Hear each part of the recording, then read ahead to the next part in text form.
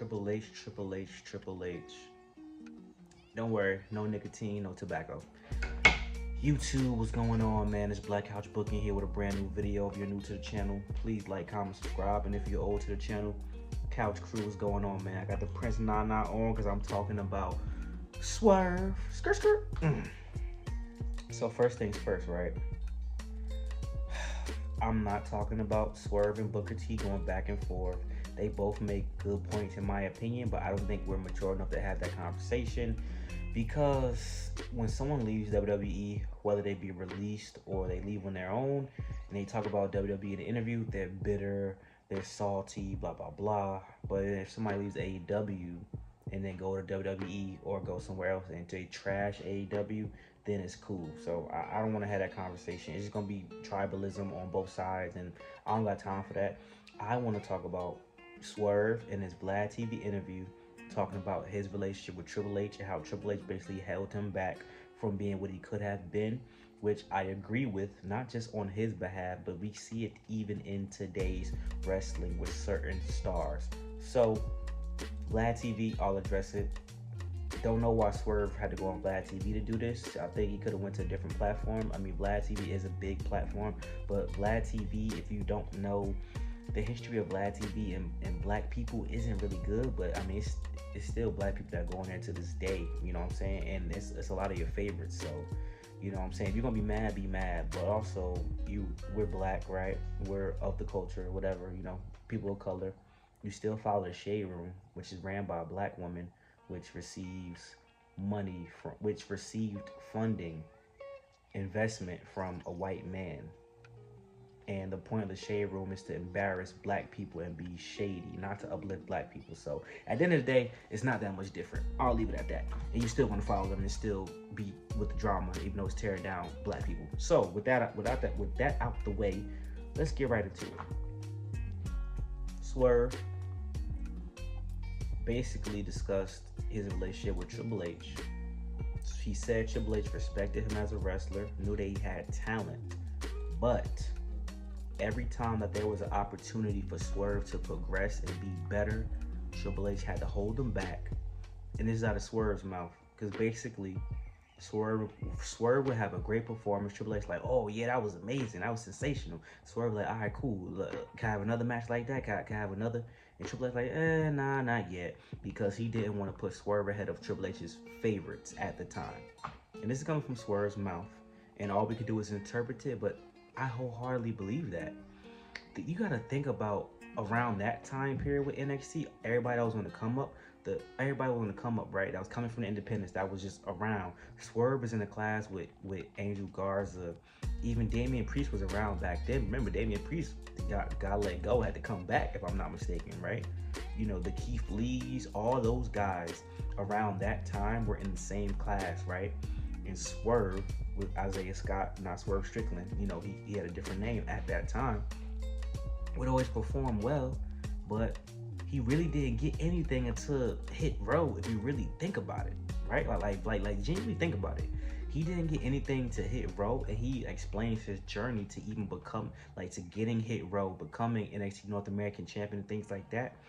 You know, he said he will always, after every match, after most matches, go to Gorilla, Triple H, what do I got to do to become a Triple H guy? And he said that to his face. What do I got to do to become your guy? I just had an amazing match. You said the match was amazing. Why am I not getting pushed more? Why am I not getting more opportunities to do these things?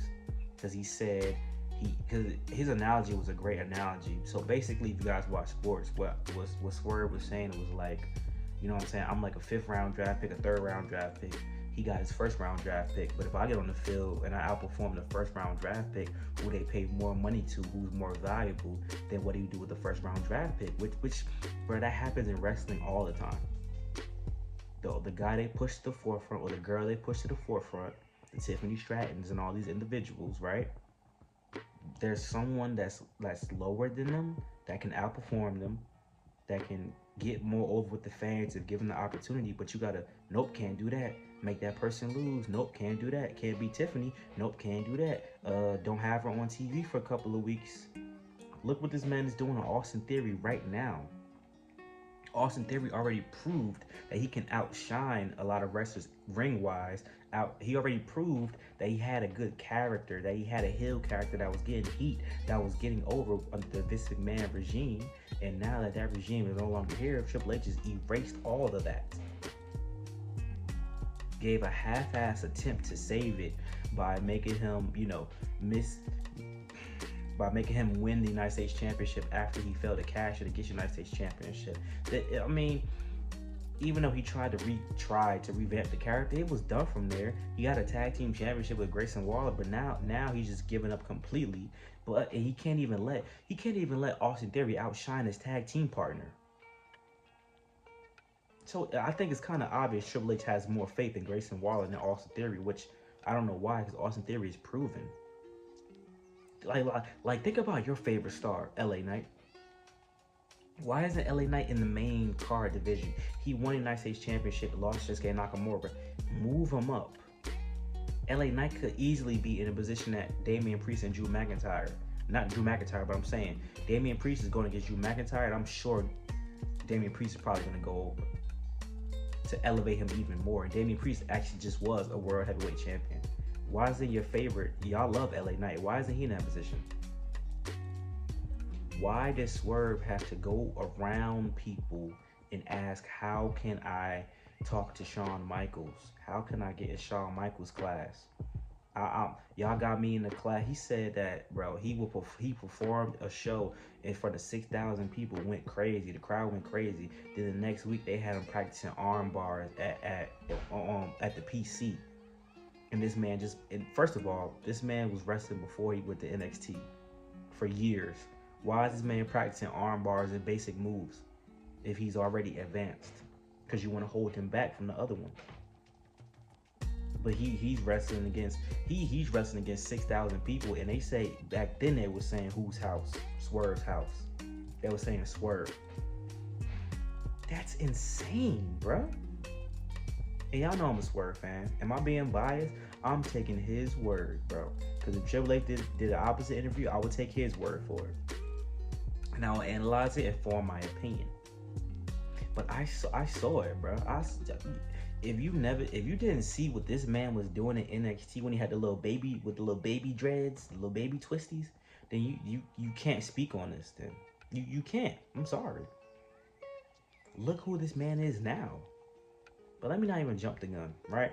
So basically, he went to Shawn Michaels. Shawn Michaels said, "Oh yeah, we can watch film. We can do that." And they started doing that. And Shawn Michaels started telling him, like, you want to get on Triple H's good side, bro. You gotta start doing this. You gotta start doing this. Then Swerve said he wrestled.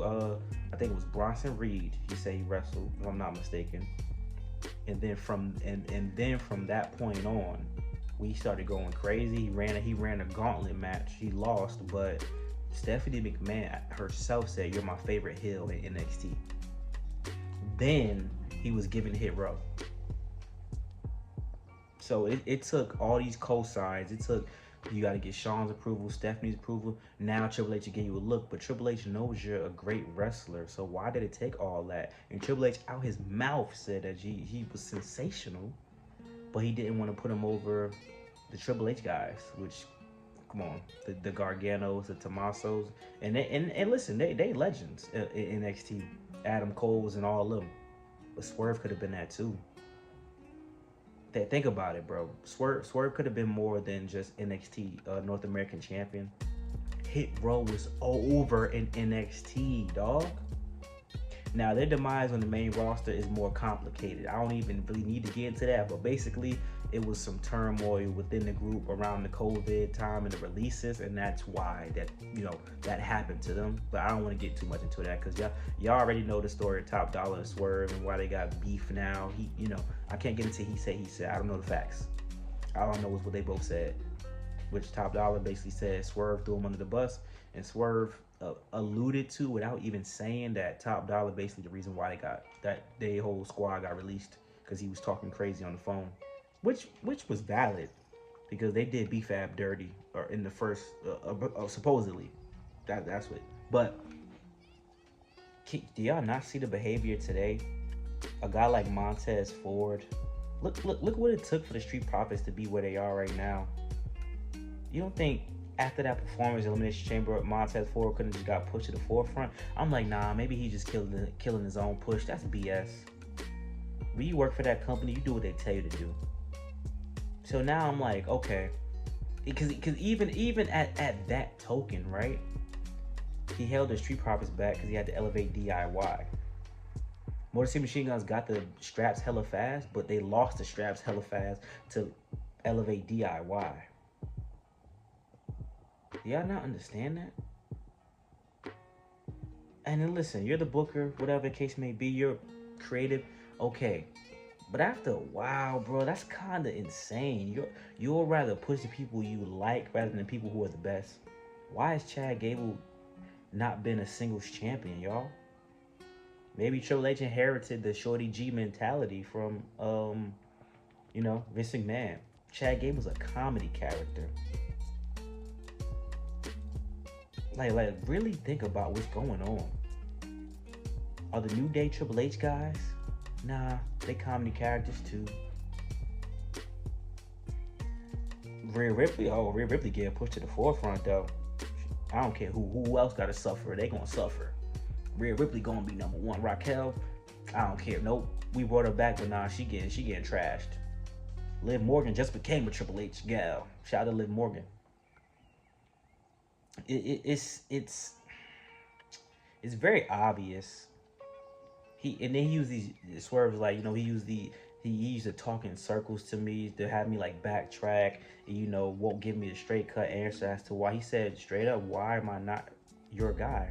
And think about this, he uses these Jedi mind tricks even now, addressing, well, it's about putting out the best, not the people, I don't see color, blah blah blah. If you wouldn't have even had to address that if that wasn't really a thing. You feel me? Why even address something like that if it's stupid?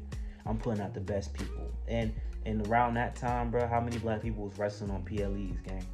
So you put out the best people, so all the black people trash apparently. Around that time, bad blood around all that. It's sad because stuff like this, man, I might not ever be able to work with WWE, which would be a dream for me, but I can't, bro. We can't keep letting it slide, bro. I'm sorry. We can't keep letting it slide, bro. It's not even about black and white. Because as I said, look at the people who I've named. Your favorites. the LA Knights of the world. Austin Theories. Zoe Starks. You don't want to have that conversation though. The Raquel Rodriguez, right? Your creations that even if they was good at NXT, okay, now they moved up. Vince McMahon ruined them. Now you have the chance to fix them. You won't fix them. Because then some of them became Shawn Michaels guys and gals. And Shawn Michaels and Triple H are such good friends. But why do y'all have a separate roster of people who y'all like and don't like? And trust me when I say this. Carmelo Hayes was Shawn Michaels' guy. Look what's going on in the main roster now. I thought he was a Triple H guy because he'd been around for so long. Not the case. I'm so thirsty for Trick Williams to go up. Now I'm like, you know what? Trick Williams might be a Shawn Michaels guy. Because otherwise he could have just set him up and said, man, I'm done with him. But he's trying to keep building Trick Williams for a reason so that he don't get lost in the shuffle. Think about hell, was Braun Breaker a Triple H guy? Because think about this, right? Braun Breaker had the IC strap and lost it, had to get it back. LA Knight lost the United States Championship, had to get it back for what reason? Where he could just go to the main division, the main title division. Even if he don't win it, he's had opportunities already for the World Championship. Why is he back down? I could be yapping though. I could be yapping. You know, I did enjoy certain parts of the Swerve interview, and it really did open my eyes. Like that's some nasty nature, bro. Of all people. But why am I surprised though, man? The clique, you know, that's how they operate, bro. They ain't want The Rock to be successful back then. They don't want to talk about that. I mean, this is also a man who lied to Bret Hart and Bret Hart's family's face. Like he ain't know nothing. So why am I surprised, bro? But that's the business, though. I ain't mad at it.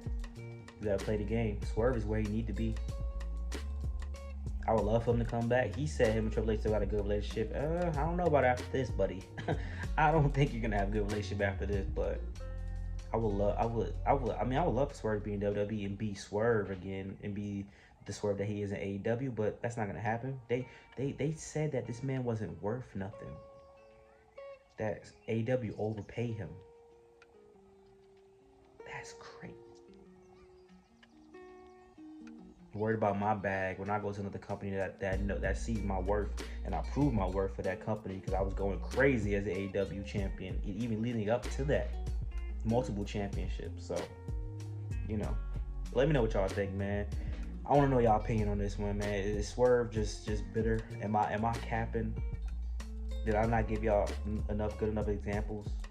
I could give you more, but do I really gotta go down the list?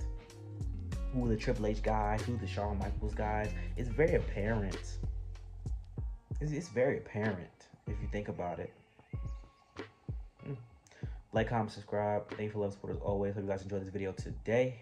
More content coming soon. And I hope you guys are ready to, just keep, cranking out some good content and having some tough conversations, man. Peace.